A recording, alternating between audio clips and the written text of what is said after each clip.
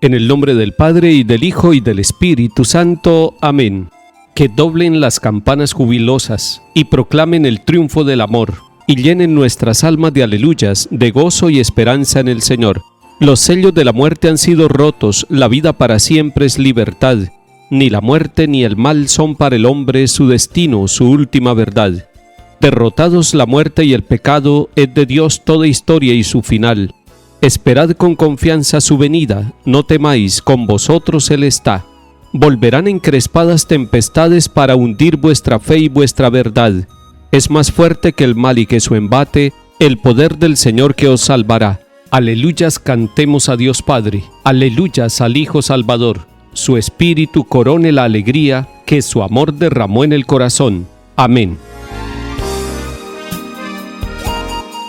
Lectura de la primera carta del apóstol San Pablo a los Corintios, capítulo 11. Hermanos, al recomendarles esto, no puedo aprobar que sus reuniones causen más daño que provecho.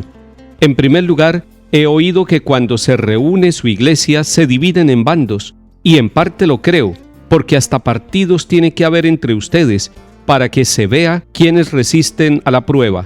Así, cuando se reúnen en comunidad, les resulta imposible comer la cena del Señor, pues cada uno se adelanta a comer su propia cena, y mientras uno pasa hambre, el otro está borracho. ¿No tienen casas donde comer y beber? ¿O tienen en tan poco la iglesia de Dios que humillan a los pobres? ¿Qué quieren que les diga?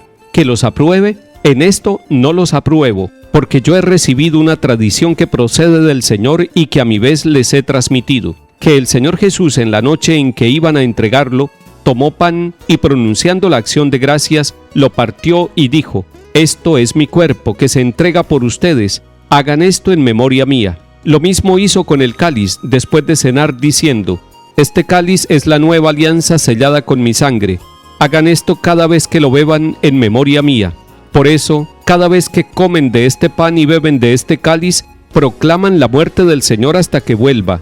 Así que, hermanos míos, cuando se reúnan para comer, espérense unos a otros. Palabra de Dios. Te alabamos, Señor. La celebración litúrgica dentro de la comunidad de cristianos debe ser una manifestación viva de la unidad de quienes participan en esta asamblea, es decir, de aquellos que han sido tocados por el Evangelio de Cristo Jesús y que se sienten llamados a conformar la iglesia. Por eso San Pablo está corrigiendo un error que se está presentando en la comunidad de Corinto, y es que se reúnen para celebrar como iglesia, pero están divididos en bandos, y unos humillan a los otros, no solamente que se adelantan en el tiempo, sino que no quieren vivir la comunión. Y es que ¿de qué serviría reunirse a celebrar si no están dispuestos muy de corazón y desde dentro a vivir la comunión, la unidad, la fraternidad, la solidaridad? ¿Qué tal nos reuniéramos y cada uno tuviera sus intereses aparte y no tuviera en cuenta a los demás? Estaría viviendo una celebración egoísta. San Pablo está corrigiendo esta situación y aprovecha para decirles que él recibió una tradición. Este capítulo 11 de la primera carta a los Corintios es muy importante cuando se quiere hablar de la Eucaristía. Pablo nos muestra la tradición más antigua de cómo nació la Eucaristía entre nosotros los cristianos, los seguidores del Señor. La Eucaristía brotó del mismo corazón de Cristo, de sus manos benditas en la noche de la última cena con sus discípulos. Él fue el que tomó el pan en sus manos. Jesús fue el que pronunció estas palabras que pronuncia el sacerdote cada vez que celebra la Eucaristía: «Esto es mi cuerpo que se entrega por ustedes». Pero además, dice San Pablo que en esa misma noche Jesús en la cena tomó el cáliz y dijo: «Este es el cáliz de la nueva alianza sellada con mi sangre». Jesús está diciendo: «Este es mi cuerpo y esta es mi sangre», y lo dice además y lo recomienda para toda la posteridad, para nosotros que hacemos parte de su pueblo santo. Hagan esto cada vez que lo beban en memoria mía. Es decir, el memorial de Jesús, la presencia de Jesús se hace viva cada vez que consagramos el pan y el vino y lo recibimos con un espíritu de comunión, de unidad. Es que la Eucaristía construye la unidad de la Iglesia. La Eucaristía construye la unidad de nuestras familias y de nuestra parroquia. Y si usted y yo recibimos a Cristo Jesús, el pan de vida, debemos ser instrumentos de comunión y de fraternidad, instrumentos de unidad en todos los ambientes con nuestra forma de vivir, de hablar y de trabajar. Usted y yo somos misioneros de la unidad de los seguidores de Cristo Jesús. Donde haya división, pondremos unidad. Donde haya guerra, pondremos paz.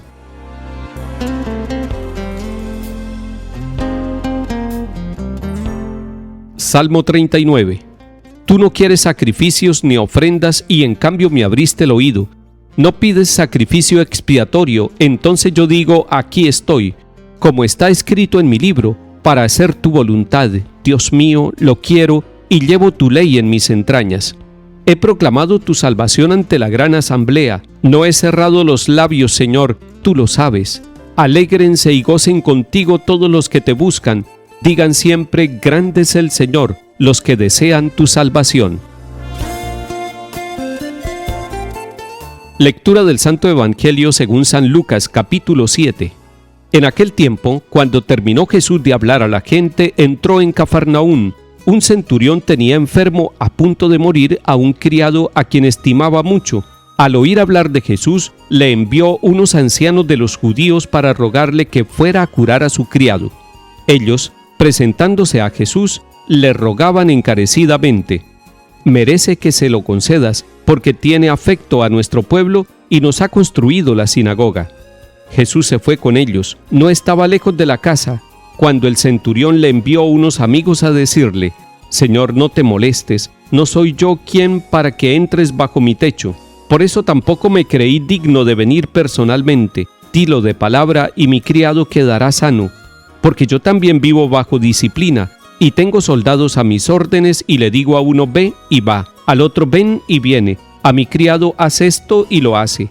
Al oír esto, Jesús se admiró de él, y volviéndose a la gente que lo seguía, dijo: les digo que ni en Israel he encontrado tanta fe. Y al volver a casa los enviados encontraron al siervo sano. Palabra del Señor. Gloria a ti, Señor Jesús. El Señor Jesús está en Cafarnaún, en una ciudad junto al lago de Galilea. Allí le piden un favor, y es un favor extraño porque viene de parte de un centurión. Un centurión primero es un romano, segundo es un militar, está a cargo de 100 hombres. Y llama la atención que el centurión se preocupa por su criado. Hay muchos jefes que no se preocupan por sus empleados, pero este centurión está preocupado porque uno de sus criados, a quien estima mucho, está a punto de morir. Y busca la solución para su criado. Manda a unos judíos, no va personalmente. Alguno pudiera decir, ese es un acto de arrogancia, no ir personalmente. Pero no, el mismo centurión después lo explica. Le pide a Jesús que ni siquiera se moleste, que lo diga de palabra. Dice él, y eso por mí, porque no soy digno. ¿Quién soy yo para que entre bajo mi techo? Es lo que decimos siempre durante la Eucaristía nosotros a punto de recibirla. Señor, no soy digno de que entres en mi casa, pero una palabra tuya bastará para sanarme. Esa palabra la dijo el centurión. Está expresando la humildad de su fe, la humildad de su vida, la humildad que le lleva a reconocer como un hombre necesitado y como un hombre pecador, indigno ante la presencia santísima de Jesús el Señor.